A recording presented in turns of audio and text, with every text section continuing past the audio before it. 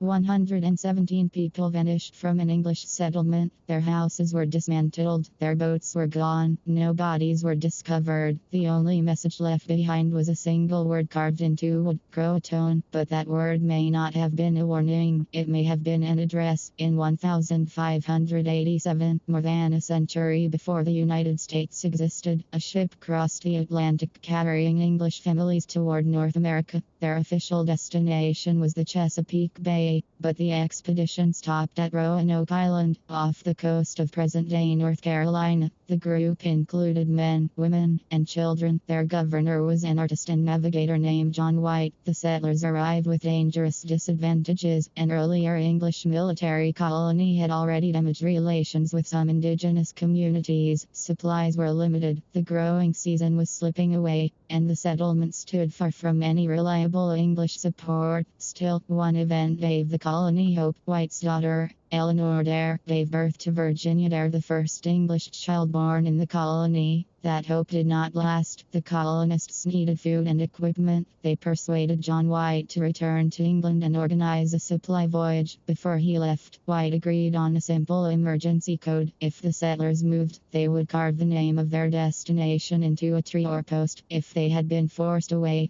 they would add a cross above the message. White expected to return quickly. Instead, war changed everything. Spain was preparing its armada, and England held back ships for national defense. Months became years. White could do a little while his family and the rest of the colony waited across the ocean. Almost 3 years later, in August 1590, White finally reached Roanoke. It was Virginia Dare's third birthday. As the search party approached the settlement, they expected smoke, voices, or someone running toward the shore. They found silence. The houses had not been burned or smashed. They had been carefully taken apart. A tree carried the letters CRO. A wooden palisade carried the complete word CROATOAN. Most importantly, there was no cross, the signal that would have indicated danger. White believed the colonists had relocated to CROATOAN Island, now called Hatteras Island, where the friendly community associated with Manteau lived. This creates the first and strongest theory. The colonists were never mysteriously erased. Facing hunger and isolation, they divided into smaller groups and joined nearby indigenous communities. CROATOAN was not a final message from doomed settlers. It was a direction telling White where to find them. So why did he not follow it? White attempted to sail toward CROATOAN, but severe weather and lost anchors forced the ship away. He returned to England without reaching the island. He would never see his daughter, granddaughter, or colony again. The second theory is darker. Some settlers may have traveled inland and were later killed during regional conflict. Years afterward, reports connected with Jamestown suggested that colonists had lived among indigenous groups before being attacked, but these accounts were indirect, politically useful, and never supported by a confirmed mass grave. A third theory points toward drought. Tree ring research indicates that the region suffered an extreme drought during the colonization period.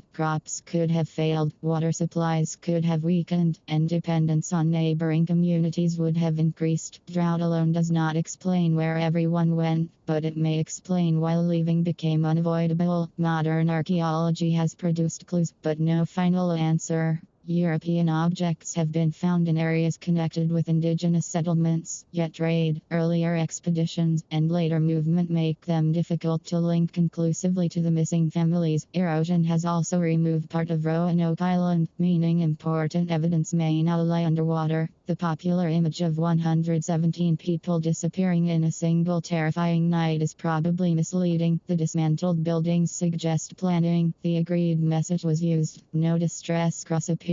The evidence fits relocation better than supernatural disappearance, but relocation creates another mystery. Did the entire colony reach CROATOAN? Did only some survive? Did families separate and travel in different directions? And did their descendants become part of communities whose history was never written down by the English? More than 4 centuries later, CROATOAN remains both the clearest answer and the most frustrating clue. The settlers told John White where they intended to go. A storm prevented him from checking. By the time other English settlements became permanent, the trail had gone cold. What do you believe happened? Did the colonists survive by joining CROATOAN communities, or did something destroy them after they left Roanoke? Choose your theory in the comments and subscribe to